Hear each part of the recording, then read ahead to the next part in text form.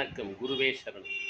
சனி கேது சேர்க்கை உங்கள் ஜாதகத்தில் சனி கேது சேர்க்கை எங்கே இருந்தாலும் நீங்கள் ஒரு மிகச்சிறந்த ஆன்மீகவாதியாக இருப்பீர்கள். மனதளவில் வெளியில் தெரியலேனாலும் பரவாயில்ல, இறை நம்பிக்கை அதிகமாக இருக்கும்.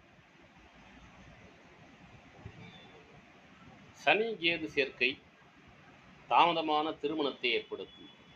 திருமண வாழ்வில் பெரிய அந்யோன்யம் இருக்காது.